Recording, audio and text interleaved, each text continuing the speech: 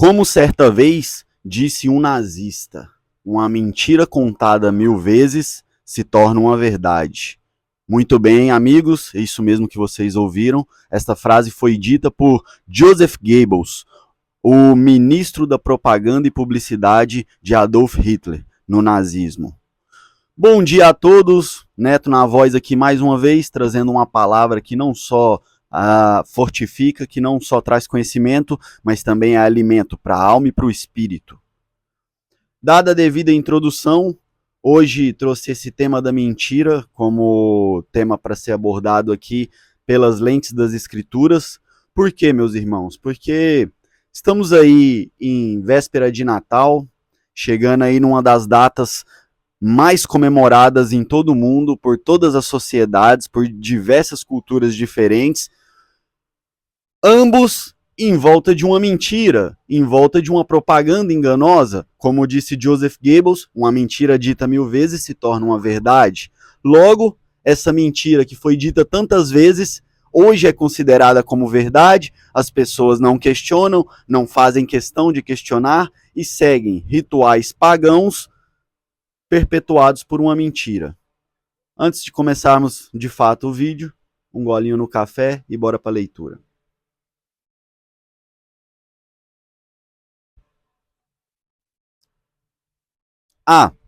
Só uma breve introdução antes da gente começar a leitura.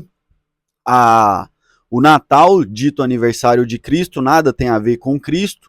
Na verdade, é uma festa pagã, pegada da cultura greco-romana, instaurada pelo Papa no século 3 depois de Cristo, no ano mais específico de 354, o Papa Leão I estabeleceu a data como uma das principais festas da Igreja Católica.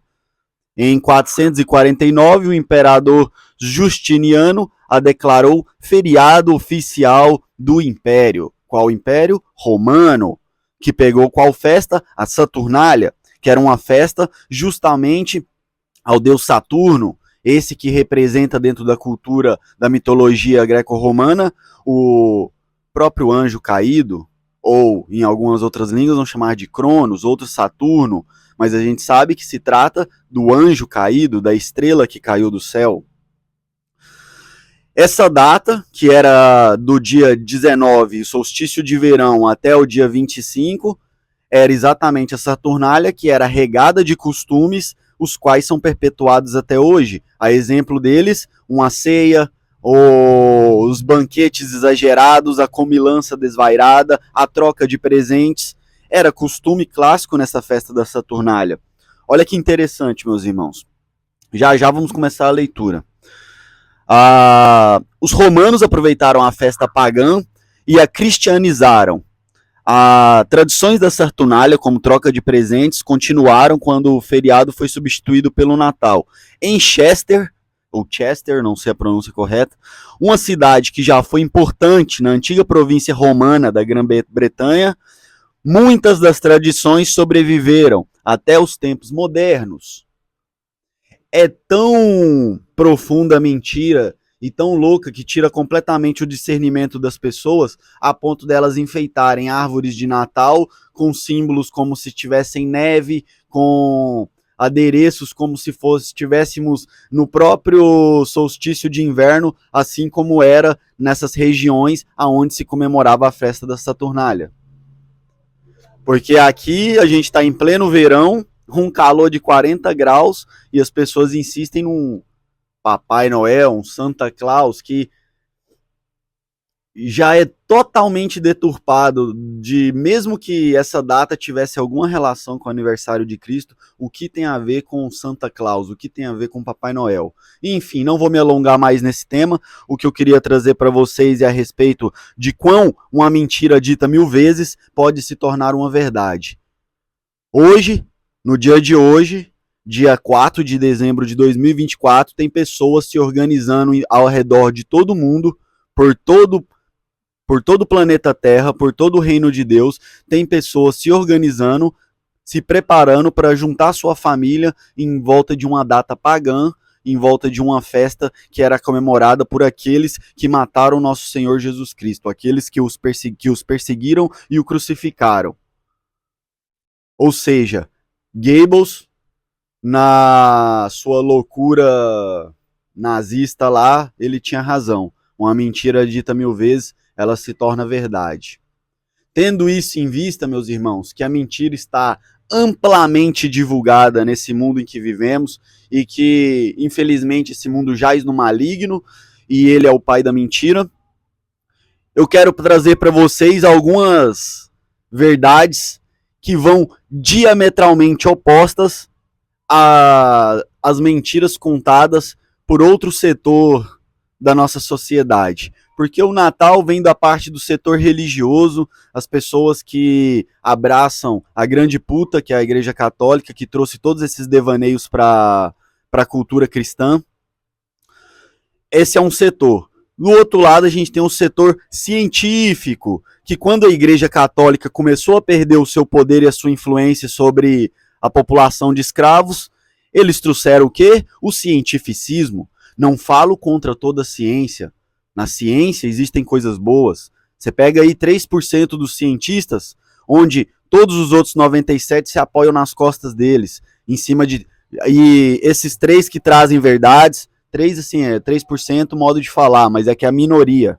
É para exemplificar que é a minoria da minoria. Mas existe a boa ciência, a ciência verdadeira, aqueles que trouxeram de fato algo de bom para as nossas vidas, algo verdadeiro para as nossas vidas.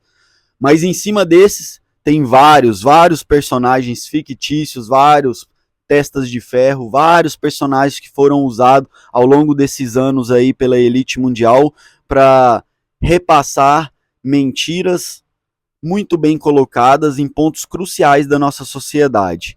E aqui eu trago, através de uma leitura do livro de Gênesis, a própria criação pelas palavras do nosso Criador, que vão diametralmente opostas a alguns postulados da ciência. E aí eu faço um convite a você, cristão, que se diz acreditar na Bíblia, a você, pastor, a você, rabino, que diz acreditar na Torá. E aí, você acredita de fato nas escrituras sagradas ou você acredita na ciência? Bora para a leitura.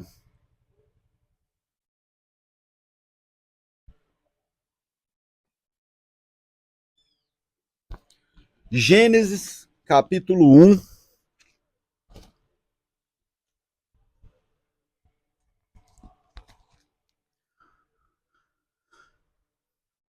Gênesis capítulo 1. No princípio, Deus começou a criar os céus e a terra. A terra era sem forma e vazia. A escuridão cobria as águas profundas, e o Espírito de Deus se movia sobre a superfície das águas. Então Deus disse: haja luz, e houve luz. E Deus viu que a luz era boa. Separou a luz da escuridão. Deus chamou a luz de dia e a escuridão de noite. E isso tudo no primeiro dia. Não em milhões e milhões de anos de evolução e choques de meteoros e meteoritos e estrelas e planetas perdidos numa galáxia vazia. Não. No primeiro dia, ele criou a luz e as trevas. Entretanto, não havia criado ainda os astros. Continuando aqui. A noite passou e veio a manhã, encerrando o primeiro dia. Então Deus disse: haja um espaço entre as águas para separar as águas do céu e as águas da terra. Aqui a minha Bíblia tem uma tradução um pouco equivocada, porque a palavra em hebraico usada nos manuscritos originais a respeito disso é raquia. Perdoe minha pronúncia, eu não sou especialista em hebraico, mas enfim, a palavra é essa, raquia, que no hebraico significa firmamento. Firmamento ou abóboda. Firmamento ou abóboda. Não é um espaço, é um firmamento para separar as águas dos céus das águas da terra, ou seja, a água em cima e a água embaixo. E elas são separadas pelo quê? Pelo firmamento. E assim aconteceu. Deus criou um espaço para separar as águas da terra das águas do céu. Deus chamou o espaço de céu. A noite passou e veio a manhã, encerrando o segundo dia. Ou seja, no segundo dia Deus criou o quê? O firmamento. Que em outra passagem a gente vai ver que é sólido como espelho fundido. O firmamento que é sólido como espelho fundido. Ou em outra passagem, que cobre os astros como o véu cobre a noiva. Já estão pegando, né, meus amigos? Já estão pegando aí, família. Sei que vocês são atentos, questionadores, e aqui é um ponto de vista bíblico a respeito da criação. Agora, se você acredita na religião bíblica ou na religião da ciência, que tem uma série de postulados que não são replicados por pares e são apenas dogmas, são crenças, é fé, logo é uma religião, então você acredita ou na religião da ciência ou na religião bíblica. A escolha é de cada um, não estou aqui para fazer a escolha por ninguém. Estou apenas trazendo fatos. Continuando. Então disse, juntem-se as águas que estão abaixo do céu num só lugar, para que apareçam a parte seca. E assim aconteceu. Deus chamou a parte seca de terra e as águas de mares. Deus viu que isso era bom, então Deus disse, produza a terra vegetação, toda espécie de plantas e sementes e árvores que dão frutos com sementes. As sementes produzirão plantas e árvores, cada uma conforme a sua espécie. E assim aconteceu. A terra produziu vegetação, toda espécie de planta com semente e árvores que dão frutos com sementes. As sementes produziram plantas e árvores, cada uma conforme a sua espécie. E Deus viu que isso era bom. A noite passou e veio a manhã, encerrando o terceiro dia. Tudo isso em 3 dias. Continuando. Então Deus disse, haja luzes no céu para separar o dia da noite e marcar as estações dos dias e os anos, que estas luzes brilhem no céu para iluminar a terra. E assim aconteceu. Deus criou 2 grandes luzes, a maior para governar o dia e a menor para governar a noite. E criou também as estrelas. Deus colocou estas luzes no céu para iluminar a terra, para governar o dia e a noite, e para separar a luz da escuridão. E Deus viu que isso era bom. Meus irmãos, agora vem a pergunta. Se o sol e a lua e as estrelas, as luzes, foram criadas no 4º dia, e a terra já existia, em volta do que a terra estava girando? Porque a ciência vai nos dizer que a terra está num momento de rotação a 1.666 km por hora, mesmo que a gente não sinta o vento da inércia, que é uma lei básica da física, a gente deveria sentir a inércia, a gente deveria sentir o vento vendo, pois a gente está em movimento junto com a Terra, mas isso não acontece. Ela está a 1.666 km em volta do próprio eixo e numa velocidade maior ainda em volta do Sol. E aí a ciência vai explicar que devido aos campos gravitacionais, um foi atraído por outro, e um meteoro atingiu a Terra, que criou a Lua, e ela ficou aqui girando por conta da força da gravidade. Mas agora eu te pergunto, e antes, esses 3 dias antes do Sol e da Lua terem sido criados, em volta do que a Terra girava? Ou segundo a Bíblia, a gente tem uma Terra estacionária? Ou segundo a Bíblia, quando, se eu não me engano, acho que o profeta Elias, ou Isaías, perdão, meu equívoco, vai pedir para o sol parar, na verdade não foi o sol que parou, foi a terra que parou, e as pessoas, e tudo que existe nela, e tudo que existe no universo. Não foi só o luzeiro que Deus criou que parou. Isso é um dos diversos exemplos que a gente pode abordar segundo a Bíblia, de que esse formato heliocêntrico de adoração ao Sol, muito coincidentemente a mesma cultura dos egípcios de adoração ao Sol, ou dos povos pré-diluvianos de adoração ao Sol, a gente hoje tem o cientificismo, uma religião que vem de uns anos para cá, dos últimos 500 anos para cá, adorando novamente ao Sol, colocando ele como centro do universo, centro de toda a criação. Mas eu te pergunto, para você que acredita na Bíblia, ao redor de que a Terra girava, se não existia o Sol, não existia a gravidade dele, não existia nada? O Sol foi criado depois. Ou você acredita num, ou você acredita no outro. Isso para a gente dizer a respeito da Terra, do Sol, da Lua. Eu nem entrei na questão do darwinismo, que tem muito mais fraude, que tem uma série de fraudes comprovadas, inclusive de pessoas muito relevantes e importantes para a ciência, e que foram mentiras contadas para corroborar para essa teoria que nunca foi provada. Teoria do darwinismo, igual teoria do heliocentrismo, igual algumas outras diversas teorias que são tidas como máximas verdadeiras, absolutas, inquestionáveis. Por quê? Porque é uma religião. Porque a ciência, para fora daqueles experimentos empíricos e replicáveis, se tornou uma religião. Meus irmãos,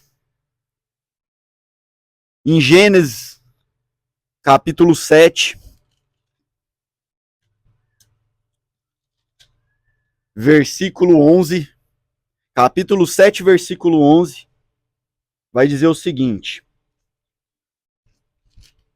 quando Noé tinha 600 anos, no 17º dia do segundo mês, todas as fontes subterrâneas de água jorraram da terra. A chuva caiu do céu em grandes temporais e continuou sem parar 40 dias e 40 noites. Olha que interessante a importância da gente buscar traduções diversificadas e compará-las com o original em hebraico ou o original em romano, no caso do Novo Testamento. Capítulo 7 de Gênesis, versículo 11, segundo a Bíblia de King James. Aqui eu li, é a minha, é uma versão aqui da editora Stephen Artenburn, traduzido por Hermisson Justino. E eu não concordo com algumas traduções, não é que eu não concordo, eu vejo que algumas traduções aqui estão equivocadas. Logo, dentro desse estudo, eu percebi que a Bíblia King James é uma das mais fiéis e ao pé da letra a respeito de tradução. Na Bíblia King James vai dizer exatamente o seguinte: no ano 600 da vida de Noé, no segundo mês, no 17º dia do mês, no mesmo dia, todas as fontes do grande abismo foram rompidas, e as janelas do céu foram abertas. Ou seja, vieram águas do subterrâneo que foram rompidas e as janelas do céu foram abertas. Aí eu te pergunto, onde está essa janela? Que janela é essa? Como assim? Não é um vácuo? Não é só atmosfera e gases e depois é o vácuo? Que é interessante também como o vácuo não puxa esses gases. A gravidade sendo uma força fraca, como ela contém os gases aqui e o vácuo sendo uma força muito mais forte, não puxa esses gases. Mas esse é um assunto para um outro tema. A questão é, não há janelas do ponto de vista científico. Do ponto de vista bíblico, temos um domo, existe uma redoma, existe uma proteção sólida como espelho fundido. E aí é interessante que agora que vem essa conversinha de Elon Musk e companhia militada falando de viajar para Marte, dá um Google aí e digita instalações em Marte, qual é o projeto, como eles planejam fazer. Se há ou não há necessidade de uma cúpula, de um domo, de algo que confine os gases ali naquele ambiente. Pois é, meus irmãos, a verdade está escancarada, a mentira tem perna curta, mas infelizmente, uma mentira repetida 1000 vezes escraviza a mente de muitos. Por quê? Porque a maioria das pessoas está na frequência da mentira, a maioria das pessoas é escravo por opção, não é escravo imposto, é escravo por opção, é livre e espontânea vontade de ser manipulado, de ser conduzido que nem um boi quando o berrante toca e ele vai seguindo pro abatedouro. Essa é a humanidade hoje. Quando escutam uma mentira, é como se fosse o berrante chamando eles pro próprio abatedouro e eles abaixam a cabeça, vê a manada toda indo e seguem fielmente.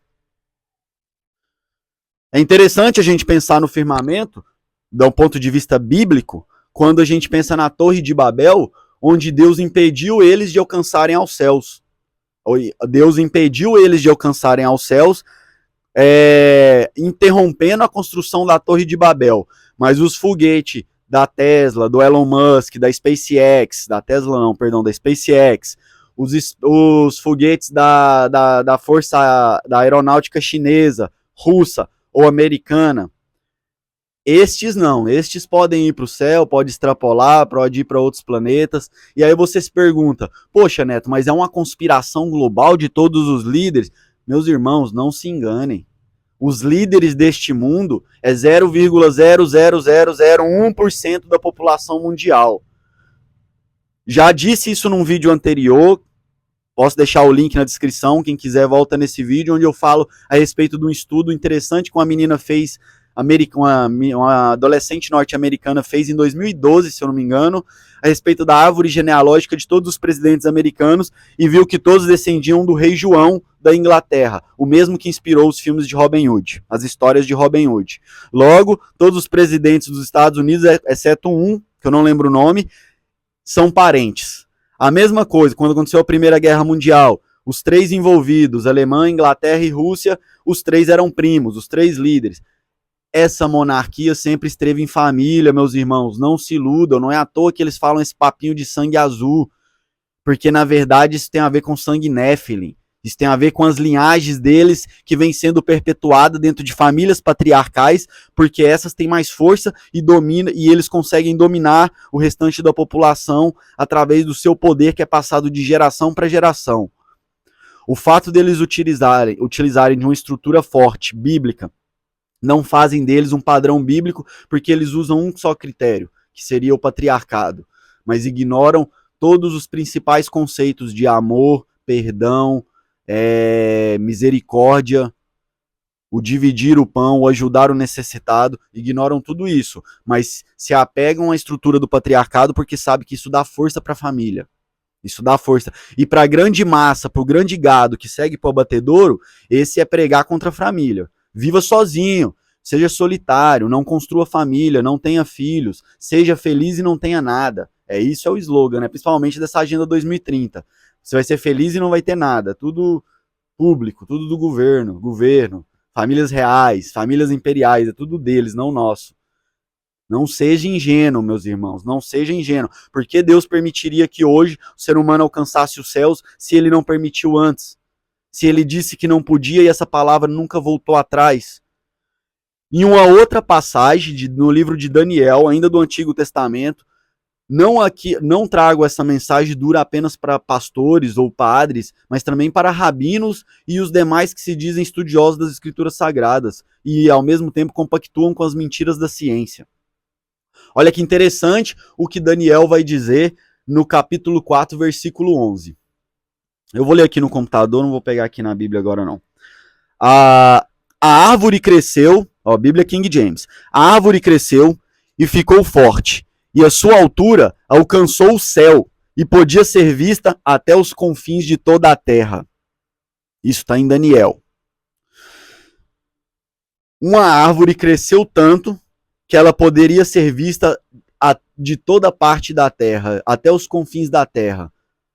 Aí eu faço um convite a você que acredita na Bíblia, explica isso aí, como essa árvore foi vista num globo, numa terra bolada, numa terra bola, molhada, giratória, a 1.666 quilômetros, igual um peão, como essa árvore que estava num ponto foi vista do outro lado.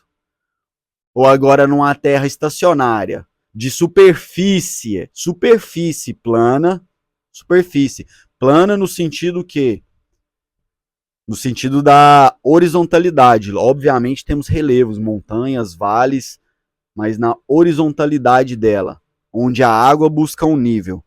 Uma árvore frondosa crescer até os confins, até o topo, chegar perto do céu, essa poderia ser vista de qualquer lugar, correto? Mas aí você vai falar, mas da onde tem? Não existe árvores tão grandes, as maiores são as sequoias norte-americanas que alcançam no máximo 100 metros de altura. Curioso, no mesmo Estados Unidos, onde tem as sequoias gigantes, procure a respeito de uma montanha chamada Devil's Tower, ou seja, Torre do Demônio. Curioso, né, o nome que dão para essas coisas, curioso, muito curioso. Como toda viagem espacial tem o nome de um deus greco-romano. Curioso, acho curioso, curiosidade minha, eu sou muito curioso. Mas agora, pesquise tu aí e me fala, o que você enxerga quando você vê a Devil's Tower? É ou não é um tronco de árvore petrificado? Um tronco de árvore claramente petrificado, um tronco que foi podado, que foi cortado. Porque todas essas árvores foram cortadas em determinado momento, a gente sabe disso, a gente vê isso na Bíblia, e é nítido que o mundo, antigamente, ele tinha proporções maiores em tudo. Você vê que a vida das pessoas tinha uma maior longevidade, que haviam animais maiores do que as baleias, e a vegetação também era mais abundante, inclusive haviam árvores gigantes. E há sinais dessas árvores em diversos locais do mundo. Não só das árvores petrificadas, como alguns animais gigantes também petrificados. Ah, mas isso aí é muito fictício, é ficção. Claro, meu irmão, a verdade é a ciência absoluta que diz que se você agora está em cima de uma terra girando a 1.666 quilômetros. Isso não é absurdo. Isso aí é normal. Eu ando num quadriciclo aqui a 30 por hora, eu sinto um vento danado na cara. Agora eu tô a 1.666 km por hora num conversível pelo espaço. E isso é só a rotação. Porque fora a rotação em si mesmo, tem a rotação do Sol. E fora isso, o Sol tá indo igual um ladrão fugindo do assalto no universo, disparado. E isso tudo ainda se movimenta numa espiral. Eu sei que somando tudo, a velocidade dá mais de 1 milhão de quilômetros por hora de nós aqui. De nós que estamos nesse objeto supersônico pelo universo. Isso não é absurdo? Isso não é muito mais absurdo do que a beleza, a poesia, a verdade que nos é dita aqui na Bíblia? Meus irmãos, se a lavagem cerebral não fosse feita desde a infância, jamais acreditaríamos nessa loucura, nesse devaneio todo. É muito bem estruturado, tem muitos estudos ao longo de todos esses anos de como manipular a massa. Todos estes cientistas, um exemplo só, todos esses cientistas que estavam lá no governo nazista da Alemanha, quando a Alemanha perdeu a guerra, foram para onde? Foram para os Estados Unidos, na grande maioria. Continuaram seus projetos. Logo, toda essa ciência da manipulação e coerção de massas prosperou, venceu, continuou seus trabalhos, só que agora na potência que era dada do momento, que era os Estados Unidos. E amanhã pode ser a China ou pode ser a Rússia, porque o dono destes governos, essas entidades e potestades que comandam estes cargos políticos, respondem ao próprio Satanás. E Satanás coloca lá quem ele quer. Coloca lá quem ele quer no poder. Ora é a China, ora é os Estados Unidos, ora é a Rússia, não importa, não importa. Esse pequeno grupo é 0,0001% da grande população, e a população que sofre na mão desses líderes corruptos, megalomaníacos, sedentos por poder, babando igual uma hiena com fome em cima de cada um de vocês. E aqui as pessoas sendo escravas por opção, escravas deliberadamente, tendo essas escolhas, perseguindo aquilo que eles mostram. Sabe aquele desenho do cara que monta no cavalo, no jumentinho, e vai com a vara, com a cenoura assim, ó, fazendo ele ir para onde ele quer? É esses parasitas. Por que parasita? Parasita é aquele que suga a energia do outro sem fazer o seu trabalho, sem trabalhar pela própria energia. Os políticos são a classe de parasitas governados por demônios. Estes parasitas fazem isso com a gente, fazem isso com a população, conduzem para onde quer a população. Que triste é para o Criador de todas as coisas ver a sua imagem e semelhança, feito imagem e semelhança do próprio Criador, sendo servo, sendo escravo de demônio. Quão grave é isso? Quão grave é uma mentira? Quão mal é uma mentira na vida do ser humano? A Bíblia, em outra passagem, vai dizer o seguinte: uma gota de veneno estraga todo o jarro de água. Logo, uma mentira, por menor que seja, estraga toda a sua percepção a respeito da realidade. Seja verdadeiro em todas as coisas, meus irmãos, e veja a verdade se desdobrar diante de vocês, e vocês não caírem mais nesses contos, que é tão absurdo, que quando você vai questionar o tolo que acredita nesses absurdos, ele fica brabo. Porque ele, como você ousa me questionar nesse absurdo que eu acredito? Você não pode fazer isso, porque se você tiver certo, eu sou um trouxa, eu sou um babaca. Mas, meus irmãos, eu também já fui esse trouxa, eu também já fui esse babaca. Eu cresci dentro da mesma doutrinação que todos crescem. A questão é, uma vez que a verdade chega até vocês, você tem uma escolha. Começa a mudar sua vida nos pequenos detalhes. Começa tirando a mentira de todos os âmbitos de sua vida. A começar pelo mês em que estamos agora, não minta para as crianças a respeito do Natal. Não minta para as crianças porque você quer se fartar e comer em exagero numa data específica junto com seus familiares. Faça isso quando você quiser. Não precisa da mentira. Não minta para as crianças, não minta para os adultos, não minta para os seus irmãos, não minta para ninguém, em nada. E veja a verdade se desdobrar diante dos seus olhos. Buscai e alcançarás. Batei a porta e a porta será aberta. Meu irmão, acorda, tu que dormes. E a palavra de hoje é essa. Espero que possa tocar o coração de vocês. E é isso, família. Estamos só no início, é só o começo. Esse mundo é uma loucura mesmo. E que a gente possa seguir adiante, buscando a verdade, sem medo, sem temor. Para trás, só nem para pegar impulso. É daqui para frente em busca da verdade. Tamo junto, é só o começo.